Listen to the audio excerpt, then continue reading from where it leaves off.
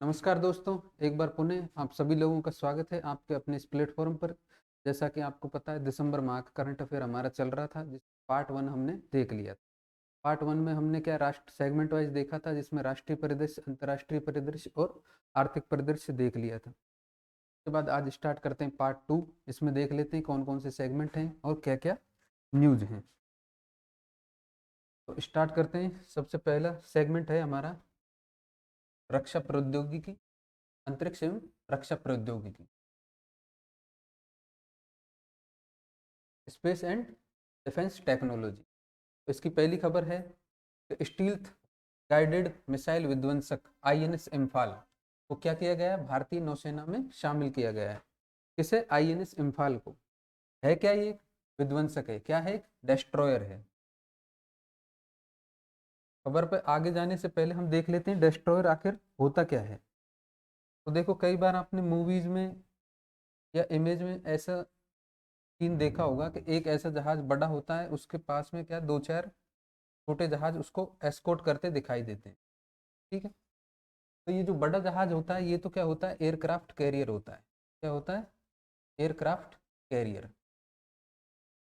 और इसकी रक्षा के लिए, इसको एस्कॉर्ट करने के लिए क्या है, डेस्ट्रॉयर या फिर फ्रिगेट्स डिप्लॉय किए जाते हैं। तो आईएनएस क्या है? एक प्रकार का डेस्ट्रॉयर है, आईएनएस इम्फाल। तो अब न्यूज देख लेते हैं। अपन ने देख लिया डेस्ट्रॉयर होता क्या है, एयरक्राफ्ट कैरियर क्या होता है। अब देख लेते हैं न्यूज क्या कह रही है। तो आईएनएस इम्फाल को क्या है, नौसेना में शामिल कर लिया गया है। किस प्रोजेक्ट के तहत? तो प्रोजेक्ट 15B के तहत निर्मित 4 युद्धपोतों में से तीसरा युद्धपोत है क्या, आईएनएस इम्फाल। पहले दो कौन से हैं? आईएनएस विशाखापत्तनम और आईएनएस मोर्मुगुआ। आईएनएस विशाखापत्तनम को शामिल किया गया था नौसेना में 2021 में, और मार्मुगुआ को शामिल किया 2022 में, और आईएनएस इम्फाल को अभी शामिल किया दिसंबर माह में। कब? 2023 में। तो तीन जहाज तो ये हो गए। चौथा जहाज जो बनेगा उसका नाम होगा आईएनएस सूरत। क्या होगा? आईएनएस सूरत। इसे शामिल किया जाएगा 2024 में, मतलब इस साल इसे भी कमीशन कर लिया जाएगा। और आईएनएस इम्फाल नॉर्थ ईस्ट की किसी सिटी पर पहला जहाज है जिसके नाम पर इस जहाज को बनाया गया है। आगे देख लेते हैं। इसे भारतीय नौसेना के युद्धपोत डिजाइन ब्यूरो द्वारा डिजाइन किया गया है और Mazagon dock ship builders limited द्वारा क्या किया गया है, निर्मित किया गया है। आईएनएस इम्फाल क्या है, BrahMos missile, torpedo tube launcher, rapid gun, मध्यम दूरी की मिसाइलों आदि से लैस है। किस लिए? ताकि बड़े एयरक्राफ्ट की कैरियर की क्या की जा सके, सुरक्षा की जा सके। ठीक। नेक्स्ट आगे चलते हैं। नेक्स्ट न्यूज है कि autonomous flying wing technology demonstration का क्या किया गया है, सफल उड़ान परीक्षण किया गया है। ऑटोनोमस फ्लाइंग विंग होता क्या है, सबसे पहले ये देख लेते हैं। ऑटोनोमस का मतलब है कि जो स्वयं से काम करे। फ्लाइंग विंग क्या है? ये इस प्रकार का एक स्ट्रक्चर बनाया गया है, एक पंख है जो अपने आप से उड़ेगा। नॉर्मली आपने जहाज को देखा है, जहाज ऐसी शेप में होता है। ठीक है। लेकिन ये फ्लाइंग विंग है। क्या है? Flying wing. इसकी शेप कैसी होगी? ऐसी होगी। ठीक। अब ऑटोनोमस है, स्वयं से उड़ेगा, किसी आदमी की जरूरत नहीं है, ना किसी मशीन, मतलब इसे दूर से ही गाइड किया जा सकता है। ऑटोमेटिक गाइडेड है ये। यहाँ पर कोई भी पेलोड रखा जा सकता है, जो भी सारी चीज होंगी इसमें अंदर ही होंगी। कोई बाहर से इसका कंट्रोल नहीं होगा, कोई व्यक्ति इसे कंट्रोल नहीं करेगा। ठीक। न्यूज देख लेते हैं क्या है। तो डीआरडीओ ने क्या किया है, इसका सफल परीक्षण किया है। ठीक। स्वदेशी रूप से विकसित है उच्च गति वाले मानव रहित विमान फ्लाइंग विंग का उड़ान परीक्षण कर्नाटक में किया गया। ये रडार से बचने में सक्षम स्टील्थ यूएवी के सफल परीक्षण से भारत टेल लेस कॉन्फ़िगरेशन में विंग में तकनीक का नियंत्रण रखने हासिल रखने वाले देशों के विशिष्ट क्लब में शामिल हो गया है। टेल लेस अपन ने देख लिया था कि इसकी कोई पूंछ नहीं है, सीधा फ्लाइंग विंग है। और यूएवी से बचने, मतलब स्टील्थ टेक्नोलॉजी से बचने वाला एक यूएवी है। स्टील्थ टेक्नोलॉजी होती क्या है, इसे भी देख लेते हैं। देखो, एक शब्द होता है स्टील्थ, ये किसका अपोजिट है? ये अपोजिट है डिटेक्ट का। मतलब किसी चीज को डिटेक्ट किया जा सके, देखा जा सके कि कहाँ पर कोई चीज है, और उसका अपोजिट क्या है, स्टील्थ। स्टील्थ में क्या होगा, इसे डिटेक्ट नहीं किया जा सकता। ठीक है। जैसे होता क्या है इसमें, जैसे मान लीजिए ये आपका जहाज आ रहा है। अब दुश्मन देश की यहाँ पर रडार लगी हुई है। अब रडार से क्या है, रेज निकलती हैं।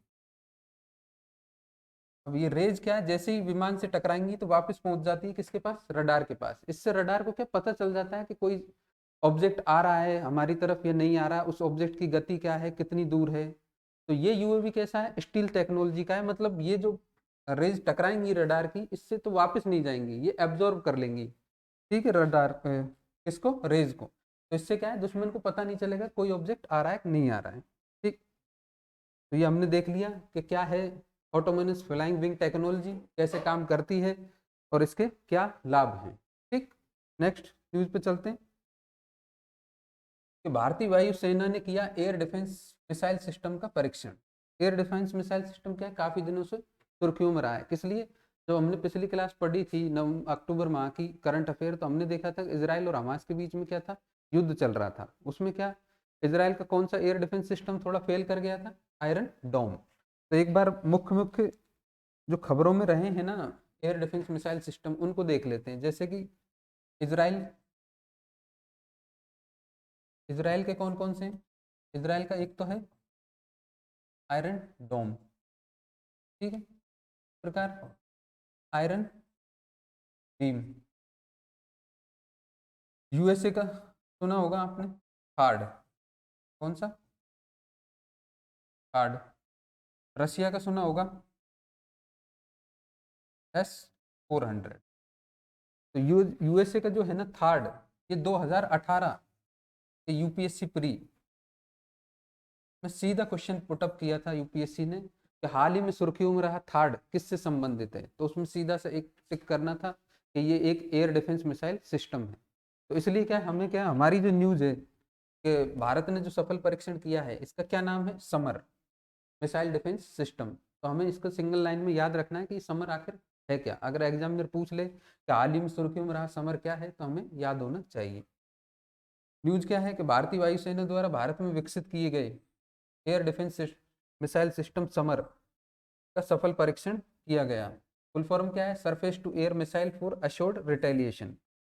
इसे भारतीय वायुसेना द्वारा विकसित किया गया SAMAR air defence missile system कैसा है, जमीन से हवा में सरफेस टू एयर मार करने वाला क्या है, मिसाइल सिस्टम है। इस समर एयर डिफेंस से क्या है, 2 से लेकर 2.5 मैक स्पीड रेंज वाली मिसाइलों को क्या किया जा सकता है, नष्ट किया जा सकता है। अब आप कहोगे सर ये मैक संख्या क्या है, मैक स्पीड क्या होती है, तो इसे भी हम देख लेते हैं कि मैक स्पीड होती क्या है। आप देखेंगे कि जो मैक संख्या है ना, मैक संख्या ध्वनि की गति के लिए यूज की जाती है, किसके लिए, ध्वनि की गति के लिए। अब अगर गति, पहला आएगा सबसोनिक, इसके लिए यदि गति ध्वनि से कम है, से कम, ध्वनि से कम है, क्या आ जाएगा, सबसोनिक। फिर आएगा ट्रांससोनिक, मतलब गति क्या है, ध्वनि के बराबर है, मतलब 1 मैक या उसके बराबर है। ठीक, इसके बाद आएगा सुपरसोनिक, यहाँ पर गति होगी 1 मैक से 5 मैक के बीच में। ठीक, इसके बाद आएगा हाइपरसोनिक, यहाँ पर गति होगी 5 मैक से अधिक। तो अभी जो हमारा एयर डिफेंस मिसाइल सिस्टम हमने डेवलप किया है, कौन सा, समर, वो कौन सी मिसाइल को मारने में सक्षम है, सुपरसोनिक मिसाइल, वो भी किस रेंज की, 2 से 2.5 मैक तक की को, 5 मैक तक की को नहीं मार पाएगा, लेकिन कौन सी रेंज में वेरी करेगा, सुपरसोनिक मिसाइल की रेंज में वेरी करेगा। ठीक, मैक गति भी हमने देख ली, न्यूज भी हमने देख ली, कौन सा एयर मिसाइल डिफेंस सिस्टम हमने वो किया है सफल परीक्षण। अब नेक्स्ट देख लेते हैं आगे। नेक्स्ट न्यूज है सर्वेक्षण पोत आईएनएस संध्याक का क्या किया गया है, भारतीय नौसेना को मिल गया है। तो इसका काम क्या है, इसका सीधा सा काम है कि जो भी हमारा जल क्षेत्र है समुद्र में, उसका क्या, ये मैपिंग करने में सहायता देगा, सर्वेक्षण करेगा कि कौन सी चीज़ कहाँ है, कहाँ खाई है, कहाँ ट्रेंच है, किस प्रकार से हमें हमारे आपातकाल में और शांति काल में समुद्र का उपयोग लेना चाहिए। क्योंकि क्या है, शांति काल में हम कोई डेवलपमेंट प्रोजेक्ट बनाते हैं तो हमें पता होना चाहिए कि समुद्र में कौन क्या चीज़ कहाँ पर है, इसके लिए इस मैपिंग की आवश्यकता होती है। इसी प्रकार क्या है, आपातकाल युद्ध की स्थिति में भी क्या, हमारी सामरिक स्थिति मजबूत हो, इसके लिए भी हमें क्या, मैपों की जरूरत पड़ती है। ठीक, तो भारतीय नौसेना के लिए बनाए जा रहे 4 विशेष सर्वेक्षण पोतों में से पहला जहाज संध्याक भारतीय नौसेना को सौंप दिया गया है। उसके बाद संध्याक भारत का अब तक का क्या है, सबसे बड़ा सर्वेक्षण पोत भी है। आगे चलते हैं। तो ये तो हुई स्पेस एंड डिफेंस टेक्नोलॉजी खबर। अब आगे है क्या, प्रादेशिक परिदृश्य। प्रादेशिक परिदृश्य में देख लेते हैं राजस्थान से रिलेटेड क्या न्यूज रही है खबरों में। तो भजनलाल शर्मा जी क्या 14वें मुख्यमंत्री बन गए, अपन सब लोगों को पता है। इसके बाद उप मुख्यमंत्री बनी है दिया कुमारी और प्रेमचंद बैरवा। 16वीं विधानसभा का भी गठन हो गया है और उसके विभिन्न पदाधिकारियों को एक बार देख लेते हैं, सिंगल लाइन का क्वेश्चन आ जाए तो आपको याद होना चाहिए। राज्यपाल श्री कलराज मिश्र जी हैं ही। विधानसभा स्पीकर बने वासुदेव देवनानी जी। प्रोटेम स्पीकर हैं कालीचरण सर्राफ। मुख्य सचेतक बनाए गए जोगेश्वर गर्ग। और नेता प्रतिपक्ष अभी हाल ही में नियुक्त किए गए हैं टीकाराम जूली। ठीक है, नेक्स्ट। जैसलमेर में क्या लखपति दीदी सम्मेलन का आयोजन किया गया। अभी लखपति दीदी स्कीम है क्या, तो ये केंद्र सरकार की स्कीम है जिसके माध्यम से केंद्र सरकार ये चाहती है कि जो भी सेल्फ हेल्प ग्रुप, स्वयं सहायता समूह में महिलाएं काम करती हैं, जैसे कई बार आपने देखा होगा छोटे छोटे समूह में मिलकर महिलाएं क्या काम करती हैं, जैसे कि टोकरी बनाना, अचार बनाना, इसके लिए क्या एक सेल्फ ग्रुप हेल्प ग्रुप का फॉर्मेशन किया जाता है। ठीक, तो सरकार की ये योजना है कि जो भी एसएचजी में महिलाएं काम कर रही हैं उनकी मिनिमम आय क्या साल की ₹1,00,000 होनी चाहिए। तो इसके लिए केंद्र सरकार ने लखपति दीदी योजना क्या प्रारंभ की है। इसमें क्या करेगी केंद्र सरकार, जैसे किसी को भी सेल्फ हेल्प ग्रुप को कोई काम स्टार्ट करना है या पहले से काम चल रहा है तो उनको क्या फंडिंग प्रॉपर मिल सके, इसके लिए केंद्र सरकार उनकी वित्तीय सहायता कर रही है। तो राजस्थान में इस कार्यक्रम का आयोजन कहाँ किया गया है, किसके तत्वाधान में किया गया है, पहले तो राजस्थान ग्रामीण आजीविका परिषद राजीविका के तत्वाधान में किया गया है। कहाँ पर, जैसलमेर में किया गया है। हुआ क्या इस कार्यक्रम में, तो कार्यक्रम में क्या स्वयं सहायता समूह की महिलाओं को बैंकों द्वारा ऋण, आजीविका संवर्धन सहायता तथा राजस्थान महिला निधि ऋण के चेक वितरित किए गए। जैसा कि मैंने बताया फाइनेंशियल सपोर्ट करना है एसएचजी की महिलाओं को, तो उसी का कार्य यहाँ पर इस सम्मेलन में किया गया था। वन लाइनर आ जाए कि राजस्थान में कहाँ हुआ था सम्मेलन, तो जैसलमेर में। इसके बाद राजस्थान की दिव्यकीर्ति सिंह को अर्जुन अवार्ड दिसंबर माह में तो क्या घोषणा की गई थी। जब हमने जनवरी माह का फर्स्ट वीक का करंट अफेयर्स देखा था, वीकली करंट अफेयर, तो वहाँ मैंने सारा पढ़ा दिया था किसको कौन सा अवार्ड मिला है। दिव्यकीर्ति सिंह के बारे में भी हमने वहाँ पर पढ़ लिया था। तो ये कहाँ की है, तो ये गाँव नागौर की है। अर्जुन अवार्ड पाने वाली पहली महिला घुड़सवार है। हमने देखा था 19वीं एशियाई खेल हुए थे जहाँ पर क्या 41 साल बाद भारत को गोल्ड मेडल दिलाने में इनकी अहम भूमिका थी। अगर किसी को डिटेल से देखने हैं सारे तो जनवरी माह की फर्स्ट वीक की जो करंट अफेयर्स है उसको देख सकते हैं। मैं डिस्क्रिप्शन बॉक्स में का लिंक भी डाल दूंगा। इसके बाद है Jaipur wax museum doctor B R Ambedkar का स्टैचू।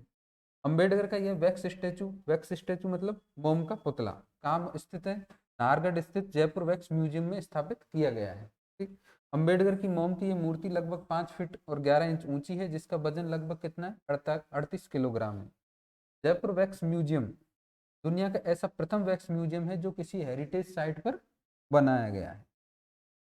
ये उनके वैक्स म्यूजियम से संबंधित सूचना थी कि कहाँ पर अम्बेडकर साहब का मोम का पुतला बनाया गया है। इसके बाद न्यूज है कि बीकानेर हाउस को क्या किया गया है, यूनेस्को द्वारा अवार्ड दिया गया। किस लिए दिया गया है, कि शहरी पुनरुद्धार और विरासत संरक्षण की श्रेणी में दिया गया। मतलब कल्चरल हेरिटेज के कंजर्वेशन के लिए बीकानेर हाउस को क्या दिया, यूनेस्को ने अवार्ड दिया है। अवार्ड भी कौन सा दिया है, अवार्ड ऑफ मेरिट प्रदान किया गया है। Next news, doctor Gajay Singh Rajpurohit को क्या है वर्ष 2023 का राजस्थानी भाषा का साहित्य अकादमी पुरस्कार दिया गया है। अब ये साहित्य अकादमी पुरस्कार क्या हर वर्ष दिए जाते हैं। अब इनको देता कौन है, कितनी भाषाओं में दिए जाते हैं, कौन कौन इसके लिए एलिजिबल है, इसको हम एक बार देख लेते हैं। तो देता है केंद्रीय साहित्य अकादमी। केंद्रीय साहित्य अकादमी क्या इस पुरस्कार को देती है।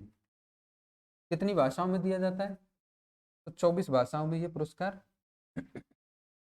24 भाषाओं में ये पुरस्कार दिया जाता है। कौन कौन सी 24 भाषाएं, ये इंपॉर्टेंट है।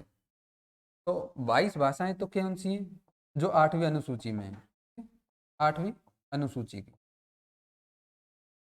8वीं अनुसूची में पहले कितनी भाषाएं थी, बाद में कितनी जुड़ी, ये भी आपको याद होना चाहिए क्योंकि ये स्टैटिक का क्वेश्चन है, कभी भी बन सकता है। तो मूलतः तो क्या थी, मूलतः थी 14 भाषाएं। बौद्ध भाषाएं क्या थी, भूलते थी। 21st संविधान संशोधन द्वारा क्या है, सिंधी को जोड़ा गया। उसके बाद हुआ 71st संविधान संशोधन, इसके माध्यम से 3 भाषाओं को जोड़ा गया, मणिपुरी, कोंकणी और नेपाली। इसके बाद 71 और 21 का आप जोड़ कर लेना, 92 आएगा, तो 92nd संविधान संशोधन हुआ था। तो ये लिख दिया है कॉन्स्टिट्यूशनल अमेंडमेंट। इसमें क्या 4 भाषाओं को जोड़ा गया था, शॉर्ट फॉर्म में याद रख लेना, बस डीएम बनना है, BSDM, बोडो, संथाली, डोगरी और मैथिली। ये तो हो गई 22 भाषाएं जिनमें मिलता है साहित्य अकादमी पुरस्कार, इसके अनुसार 8वीं अनुसूची के अनुसार, प्लस 2 भाषाएं और हैं। ये कौन कौन सी है, एक तो है अंग्रेजी और एक हम पढ़ रहे थे कि राजस्थानी भाषा के लिए भी दिया गया है। अब ये भी आपको याद रहेगा 24 भाषाओं में कौन सी भाषा नहीं है, तो एक तो अंग्रेजी नहीं है और एक हमारी कौन सी नहीं है, राजस्थानी नहीं है। ठीक, ये अपना स्टैटिक हो गया। करंट पे चलते हैं। तो करंट कह रहा है गजेंद्र सिंह राजपुरोहित को क्या वर्ष 2023 का राजस्थानी भाषा का साहित्य अकादमी पुरस्कार दिया गया है। कौन सी कृति के लिए दिया गया है, तो उनकी काव्य कृति है पटकथी प्रीत के लिए दिया गया है।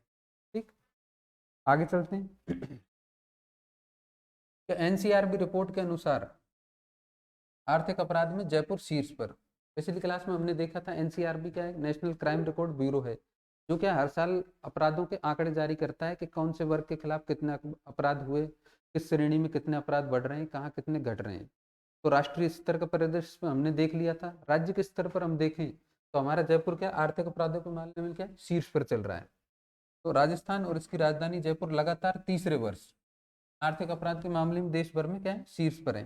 ताजा रिपोर्ट के अनुसार राजस्थान में आर्थिक अपराध के मामले में पिछले वर्ष की तुलना में कितनी बढ़ोतरी हुई है, 17.22% से अधिक की वृद्धि हुई है, जो देश भर में क्या है सर्वाधिक है। पिछली क्लास में हमने देखा था देश के आर्थिक अपराध के मामलों में वर्ष 2021 की तुलना में कितनी वृद्धि हुई थी, 11.1% की, लेकिन राजस्थान की और भी ज्यादा हो रही है, कितनी हो रही है, 17.22%।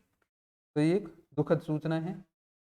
इसके बाद है उदयपुर को 2024 में घूमने के लिए विश्व के 10 सर्वश्रेष्ठ शहरों में क्या किया गया, शामिल किया गया। किसके द्वारा, एक ऑनलाइन ट्रैवल पोर्टल कंपनी है, क्या नाम है, अमेरिकन एक्सप्रेस ट्रैवल, इसने इसको शामिल किया है। यह उपलब्धि हासिल करने वाला क्या उदयपुर देश का इकलौता शहर भी है। ठीक, आगे चलते हैं। नेक्स्ट न्यूज है कि पुष्कर मेड़ता रेल मार्ग को केंद्र सरकार ने मंजूरी दे दी। हाल ही में हुआ क्या, राजस्थान के लिए 2 रेल मार्गों की मंजूरी दी गई है केंद्र सरकार के द्वारा। कौन कौन से, एक तो है पुष्कर मेड़ता, दूसरा है रासमेड़। क्या लाभ होगा इनका, कितनी लंबाई है, तो 59 किलोमीटर लंबा तो क्या है पुष्कर मेड़ता है। इस रेलवे लाइन के पूरा होने से क्या यात्रियों को बीकानेर से अजमेर और उदयपुर के लिए क्या सीधी रेल सेवाएं मिल सकेंगी। दूसरा है 47 किलोमीटर लंबा, कौन सा, रासमेड़ता। इस लाइन के पूरा होने से क्या इस क्षेत्र के सीमेंट उद्योग में काम करने वाले श्रमिकों को भी क्या रेल सुविधा का लाभ मिल पाएगा। नेक्स्ट, कोटा में खुलेगा प्रदेश का पहला स्नेक पार्क। ठीक, तो हाल ही में केंद्रीय चिड़ियाघर प्राधिकरण ने क्या इसे पार्क को क्या दे दी, मंजूरी दे दी। मतलब जीव जंतुओं से रिलेटेड कोई भी पार्क खुलेगा तो केंद्रीय चिड़ियाघर प्राधिकरण की क्या लेनी पड़ेगी, आपको अनुमति लेनी पड़ेगी। स्नेक पार्क में क्या 29 प्रकार के तो भारतीय और 4 प्रकार के अमेरिकन प्रजाति के क्या रखे जाएंगे, सर्प रखे जाएंगे। नेक्स्ट, विकसित भारत संकल्प यात्रा कई दिनों से न्यूज में चल रहा है, आपने देखा भी होगा यात्राएं चल रही है, गाड़ी आते जाते देखी होगी जिसपे लिखा रहता है कि विकसित भारत संकल्प यात्रा।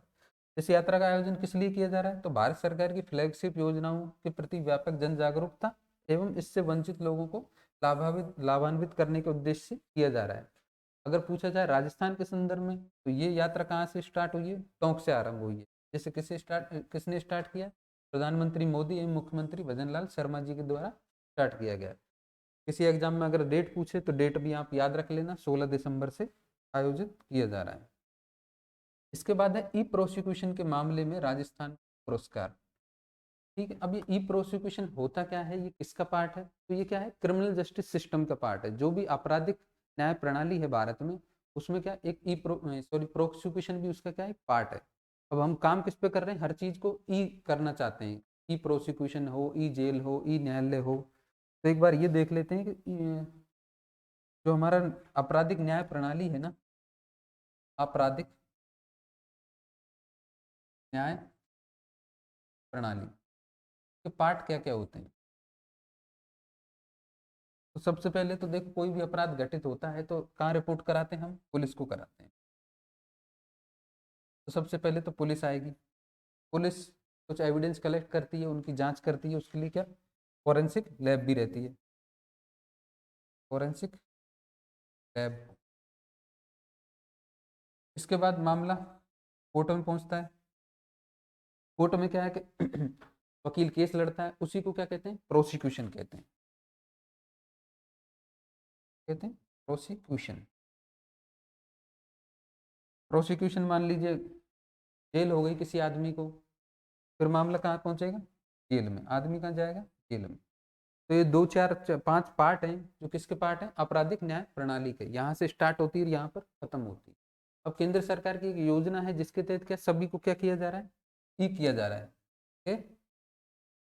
ई पुलिस होगी, ई फॉरेंसिक लैब होगी, ठीक है, ई कोर्ट होगा, और ई प्रोसिक्यूशन होगा, और ई जेल होगी।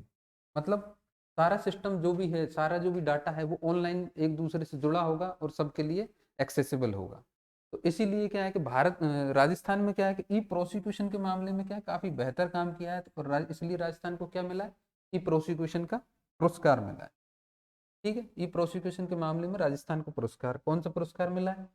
ई प्रोसिक्यूशन के मामले में राष्ट्रीय स्तर पर राजस्थान को प्रथम पुरस्कार प्रदान किया गया है। उल्लेखनीय है कि भारत सरकार के नेशनल क्राइम रिकॉर्ड ब्यूरो द्वारा inter operational criminal justice system program के तहत ई प्रोसिक्यूशन एक महत्वपूर्ण अंग है। कैसे है वो अंग हमने देख लिया, और कौन सा इनाम मिला है ये भी देख लिया। नेक्स्ट आगे चलते हैं। कि किसान दिवस पर सीकर संभाग के 2 किसानों को सम्मानित किया गया है। किसान दिवस मनाया कब जाता है? तो 23 दिसंबर को मनाया जाता है। कौन कौन से किसान हैं जिन्हें दिल्ली में आयोजित अन्नदाता कार्यक्रम में सम्मानित किया गया है? तो पहले तो हैं अजीतगढ़ निवासी जगदीश प्रसाद पारिक, दूसरे हैं दाता रामगढ़ निवासी डॉक्टर सुंदराम वर्मा। दोनों को क्या किया गया है? किसान दिवस पर सम्मानित किया गया है। इसके बाद अखिल भारतीय हस्तशिल्प मेला, नाबार्ड द्वारा इसका आयोजन किया गया है। कहाँ पर? जयपुर के जवाहर कला केंद्र में आयोजन किया गया है।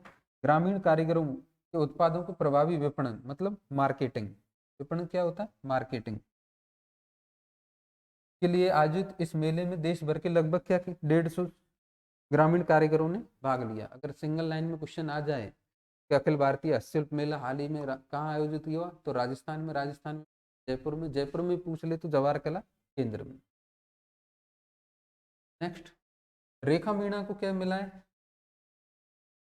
CDN award 2023। सीडीएन अवार्ड है क्या? तो उल्लेखनीय है कि सीडीएन पीपल अवार्ड को क्या माना जाता है? कार इंडस्ट्री का ऑस्कर माना जाता है। किस लिए मिला है? तो खेतड़ी की रेखा मीणा को लंदन में आयोजित एक प्रतियोगिता में कार डिजाइन क्षेत्र में ये पुरस्कार दिया गया है। नेक्स्ट, संविधान क्लब। संविधान क्लब भी हमने क्या है कि जनवरी माह के जो फर्स्ट वीक की करंट अफेयर थी उसमें पढ़ लिया था। निर्माण किसके द्वारा किया जा रहा है? तो निर्माण किया जा रहा है इसका, किया गया है राजस्थान हाउसिंग बोर्ड द्वारा। नई दिल्ली स्थित संविधान क्लब की तर्ज पर जयपुर विधानसभा में भी क्या बनाया गया है? संविधान क्लब बनाया गया है। और उल्लेखनीय है कि राजस्थान विधानसभा देश की ऐसी पहली विधानसभा है जहाँ क्या बनाया गया है? संविधान क्लब बनाया गया है। इसकी अभी सबमिशन मेंबरशिप का काम चल रहा है। कब तक है लास्ट डेट? 16 फरवरी तक। अगर किसी को मेंबरशिप लेनी है तो आसानी से ले सकता है। नेक्स्ट न्यूज है मनिंदर मोहन श्रीवास्तव। ये क्या अभी हाल ही में राजस्थान हाईकोर्ट के क्या 42वें 42nd क्या नियुक्त किए गए हैं? चीफ जस्टिस ऑफ राजस्थान नियुक्त किए गए हैं। नेक्स्ट, तो ये थी दिसंबर माह के करंट अफेयर की सीरीज की 2 सेगमेंट और हमने देख लिए। कौन कौन से? Science and space and defence technology का हमने देख लिया। उसके बाद हमने प्रादेशिक परिदृश्य भी देख लिया। 1-2 सेगमेंट और बच रहे हैं, उनको हम क्या अगली क्लास में देख लेंगे। तब तक के लिए सभी लोगों को धन्यवाद क्लास में बने रहने के लिए। Thank you.